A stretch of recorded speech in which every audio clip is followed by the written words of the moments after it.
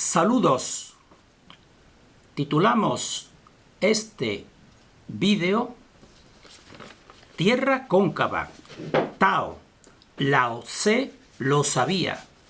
Geosacra 11. En este vídeo pretendemos dar respuesta a un comentario que se nos hizo en relación con la Tierra cóncava y el vuelo de los aviones, porque se nos dijo, en una Tierra cóncava, un avión con la velocidad que alcanza normalmente de pasajeros de unos 800 kilómetros hora, pues si no realizase ajustes precipitados y continuos, pues llegaría a chocar con la superficie de la Tierra cóncava, con la concavidad. Entonces, esto es una pregunta inteligente que debemos contestar. Entonces, nosotros sabemos y conocemos que los terraplanistas coinciden con nosotros en que la Tierra no rota. Y también la información que ellos nos dan por sus investigaciones es que los pilotos realmente no realizan ajustes, no usan el giroscopio normalmente en sus desplazamientos. Eso es la información que se nos da. Nosotros no descartamos que pudieran hacer algún tipo de ajustes. No lo descartamos, pero incluso pues nos prestamos a darle la razón de que no realicen ajustes. Entonces, si no realizan ajustes, pues según ellos, evidentemente, es una prueba de que la Tierra es plana, porque no tiene que ir ajustando el vuelo del avión a la curvatura que se va produciendo en su desplazamiento. Y sobre todo, también si la Tierra rotase, que ellos coinciden con nosotros en que no rota. Entonces, nosotros tenemos que dar una explicación, porque si realmente no realizan ajustes y la Tierra es plana, pues esto también es consecuencia de que la Tierra no sea cóncava, porque si fuese cóncava tendrían que realizar ajustes.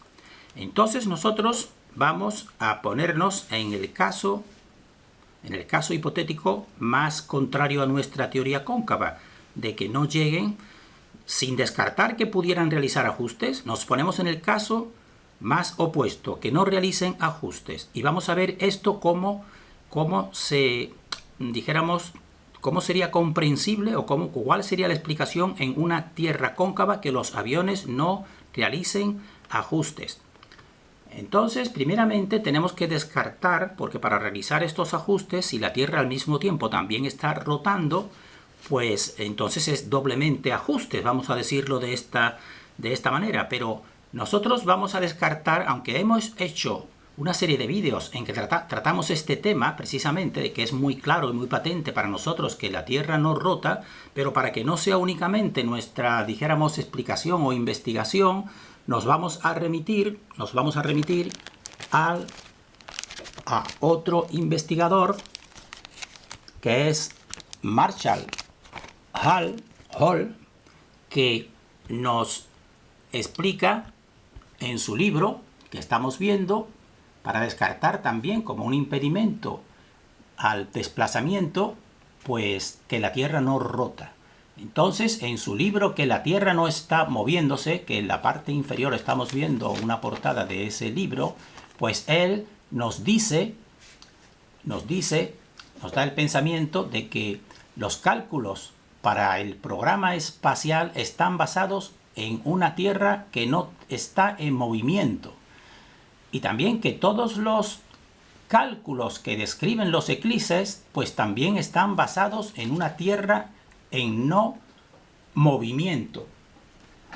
Entonces, ya no somos solo nosotros, sino que cualquier persona puede seguir investigando, de que ha habido investigaciones previas que demuestran muy fehacientemente, o al menos lo intentan, de que no existe esta rotación. También el mismo Marshall Hall, pues en la carta que mandó la Carta Nacional al Oceanic Atmospheric Administration, NOAA, entonces fue una pregunta muy concreta que tuvieron que darle respuesta, sobre todo debido a su insistencia. Era la pregunta siguiente: ¿se planea y ejecuta actualmente el movimiento de los GOES? Los GOES son los satélites geoestacionarios.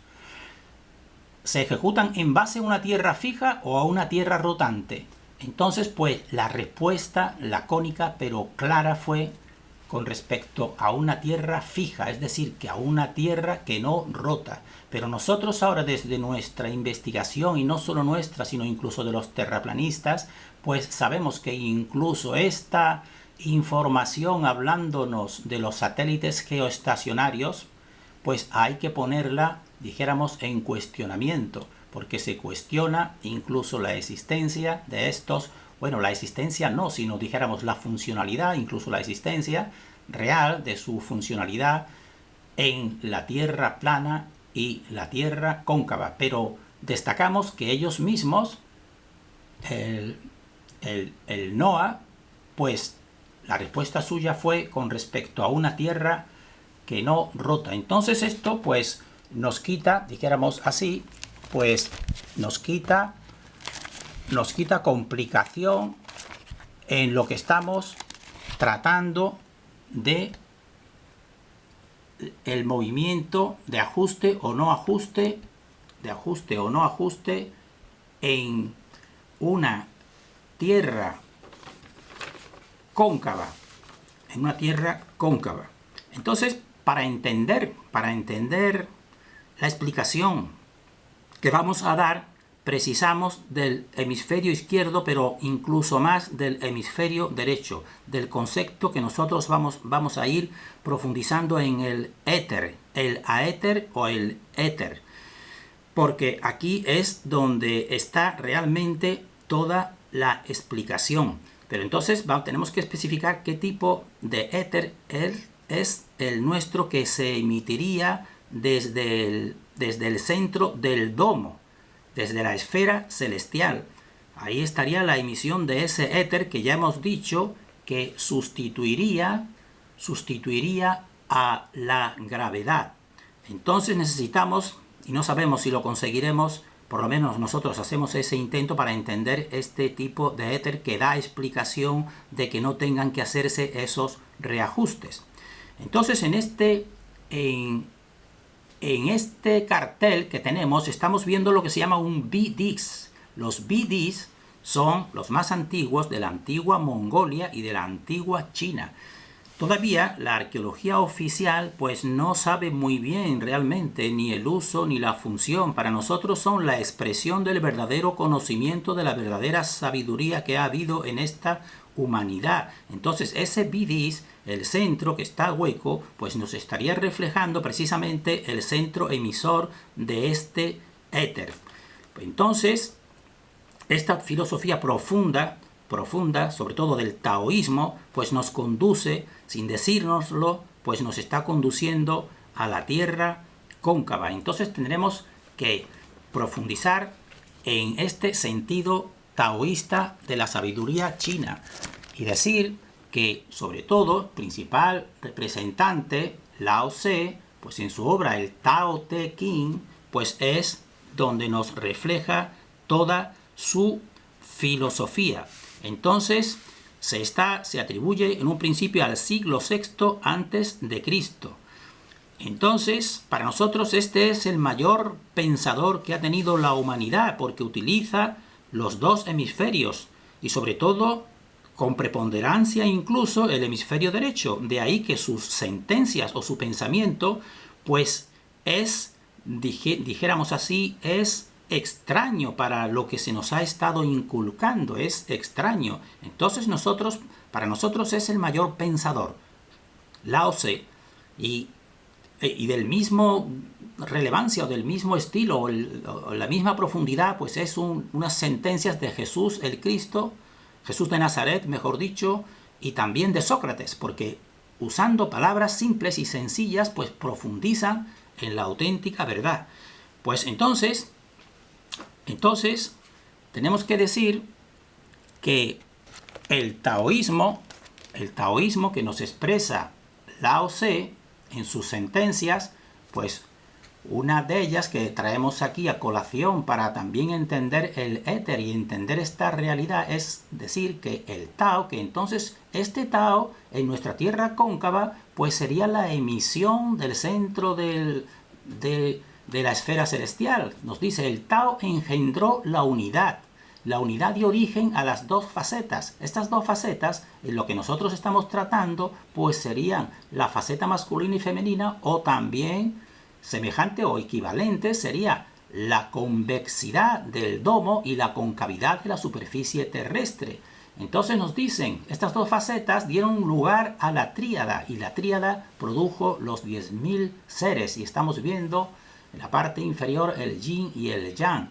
Este yin y este yang, pues nosotros tenemos que ponerle para completarlo el que lo mueve, que es el tercer eje, y que ahí no lo refleja en el dibujo o en el esquema, pero es el fundamental. Entonces traemos esto aquí para dar a entender que nuestro éter realmente no es un elemento más, sino es el elemento creador que te produce el espacio y que te produce el tiempo. Así, la sentencia de el Tao que hemos adaptado un poco sería de Lao Tse a este BDIS que estamos viendo como la antigua sabiduría, incluso en ese centro emisor, si lo están viendo, pues está proyecta unos rayos. Esto es muy semejante a todo lo que ya estamos conociendo en relación con las matemáticas vorticiales de Marco Rodin. Parece increíble, pero aquí está representado en jade. En jade es la piedra que no pasa. Y entonces, con respecto al taoísmo, nos da la idea que el espacio vacío interior de la rueda es el que da existencia y permite que la rueda se mueva. Es decir, da la existencia. Entonces, por eso estamos diciendo, pues este espacio sobre el que el avión se va desarrollando, pues no sería solamente un objeto, así dijéramos externo, sino que está totalmente ordenado. Su existencia depende de este centro emisor, porque nos dice, parecería que no tiene existencia porque no se ve, porque está vacío, pero es que él es el que da la existencia y hace que la rueda se mueva. Entonces esto es un pensamiento sencillo y elemental, pero de lo más profundo, Entonces, en relación con el avión que se desplaza a 800 kilómetros por hora y no choca, pues decimos la explicación que también esta explicación la hicimos con respecto a la rotación de un sistema cerrado y un sistema abierto, porque entonces esta Tierra cóncava sería un sistema cerrado. Entonces en este sistema cerrado pues está, dijéramos así, embutido en una serie de tensiones, una serie de compresión. Entonces esta presión se distribuye al espacio y se distribuye en el espacio. Entonces esto explica que el avión esté presionado, esté como embutido en un espacio cerrado en el interior de la Tierra cóncava, que es distinto que si se desplazase, como nos decían, en la superficie esférica por fuera, que sería un espacio abierto. Entonces en este espacio cerrado en el que se está desplazando, tenemos que decir que ese mismo centro emisor es el que construye ese espacio. Pues entonces, ¿y cómo lo construiría? Pues igual que hemos visto en un vídeo anterior, en que se ve que profundizando en la Tierra se encuentran una serie de estratos perfectamente ordenados, pues también de un modo más sutil en nuestra atmósfera, a raíz o a partir de la superficie cóncava, pues de un modo invisible, pues se están también formando estratos, serían como pistas invisibles sobre las que el avión tiene que desplazarse. Por eso no tendría que hacer ajustes, simplemente dejándose deslizar como el que se deja llevar en una corriente, pues no chocaría con el suelo de la concavidad, porque por varias razones. Vamos a poner un ejemplo que se nos ocurre para hacer esto que requiere el cerebro derecho, para intentar hacerlo comprensible. Imaginémonos las distintas densidades y estratos que se forman, por ejemplo, cuando tenemos agua y tenemos aceite, pues quedan separadas esas dos superficies. Imaginemos una más que se echa ahí. Imaginemos que esos líquidos que están estratificados, pues los ponemos dentro de una esfera, pero una esfera que en su interior ejerza una presión como si emitiese, por ejemplo, vamos a suponer, aire a presión, continuo o quieto. Entonces veríamos cómo la estratificación se formaría, evidentemente, pues dentro de esos estratos del agua, del aceite y de otro elemento, de otra densidad distinta, pues algo que se desplace tiende a continuar en ese estrato, por simple, dijéramos, facilidad de tensiones, vamos a decirlo de esta manera. Entonces recapitulamos. Se trata de el espacio sobre el que se desenvuelve el vuelo del avión, se trata de un espacio cerrado. Se trata de un espacio que está ordenado en estratos sutiles, invisibles pistas. Y también tenemos que especificar que la realidad se curva en este espacio. Y la realidad es espacio-tiempo. Las dos cosas se curvan, igual que la luz se curva. Igual que el agua se curva también, aunque sería de un modo imperceptible. Y que tenemos que concebir este espacio interior no como un objeto externo, sino constitutivo de la propia manifestación que realiza el éter. Que el éter sería, dijéramos así, una manera de hablar también de la fuente de la manifestación.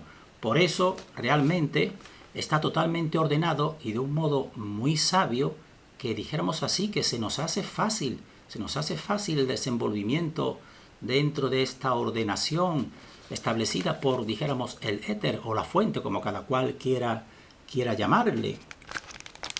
Entonces tenemos que decir también que de lo que estamos hablando, pues también otros pensadores y sabios como Nikola Tesla, pues ya también, sin hablar de una Tierra cóncava exactamente, pero a nosotros, por su sentido y su conocimiento que nos hablan del éter, pues pensamos que él sabía o intuía, y si acaso callaba, la realidad de la Tierra cóncava, porque desacreditando, por supuesto, la gravedad y poniendo en su lugar el éter, pues no tenemos más remedio para realizar un modelo coherente que recurrir a la Tierra cóncava. Entonces, aquí estamos viendo parte de su pensamiento, creemos nosotros que es parte de su pensamiento, porque es coherente con toda su investigación y con toda su sabiduría, que él nos dice que piensa que los cuerpos no interactúan entre ellos por la gravedad. Es decir, que no es la gravedad la que nos hace a todos marchar hacia abajo, hacia un centro, sino que es más bien el éter, el que hace que cada cuerpo presione uno a otro. Y nos dice que nosotros, de un modo equivocado, llamamos a este fenómeno gravitación, gravedad. Eso lo dice Nikola Tesla. Entonces, para nosotros, esto es coherente con todo lo que estamos explicando del tipo de éter y del tipo de tierra cóncava. Entonces, también decir que una élite de conocimiento profundo también, pero nosotros lo calificamos como externo, pues se nos manifiesta en lo que son las esculturas de esferas dentro de esferas del, dijéramos, artista Arnaldo Pomodoro, italiano nacido en 1926, contemporáneo nuestro. Entonces nos manifiesta estas esferas. La que estamos viendo está en el Patio de la Piña en Vaticano, en la Santa Sede. Y decir también que hay más en lugares muy especiales, como son la sede de las Naciones Unidas en Nueva York, el Trinity College de Dublín y el Jardín de Esculturas en Washington, D.C. o D.C. Es decir, y más lugares emblemáticos, dijéramos. Es decir, que este conocimiento de la Tierra, porque esto en realidad, estas esculturas para nosotros, y cualquiera que ya esté un tanto de nuestro modelo, pues nos está reflejando una Tierra cóncava, pero evidentemente con una orientación y distinta a la que nosotros le damos. Entonces estamos viendo una esfera. La esfera interior pues representaría el domo, y la esfera exterior, en la parte interior de la esfera exterior, es decir, en la concavidad, ahí es donde se desarrollarían ese vuelo de los aviones. Ese vuelo de los aviones que entonces, naturalmente, a 800 km por hora, pues normalmente, si no existiesen ajustes, pues el cerebro normal diría, pues chocaría con la superficie del suelo de la Tierra. Lo estamos viendo ahí, pero nosotros hemos dado ya una explicación para decir que no tiene por qué ser así, porque todo el espacio se curva en ese interior. Se curva hasta la luz y el agua. Entonces, nosotros vamos simplemente ya pues a terminar con este pensamiento que hemos intentado hacer este vídeo para dar explicación por qué no sería necesario o imprescindible que un avión en su velocidad llegase a chocar con la concavidad. Hemos intentado, pero sabemos que esto requiere de los dos hemisferios para llegar a una cierta comprensión. Entonces, terminamos con un concepto. Terminamos hablando del concepto de nuestro éter. Es decir, que es un concepto más que físico, metafísico. Es un concepto que se iguala, o dijéramos así, otra manera de hablar de la fuente de toda manifestación. Esta fuente lo ordena todo de un modo armónico, de un modo coherente y de un modo equilibrado. Y esta fuente está directamente relacionada con nosotros y participa activamente también influyendo en nosotros. Y también nosotros, quizás en menor medida, pero para un nivel personal importantísimo, pues nosotros también influiremos necesariamente en ella. Porque el universo es, como también te dice Lao Tse, el universo es uno. Es uno y diverso, como dice su propia palabra. Bien, terminamos en este punto deseando para todos discernimiento, salud y luz.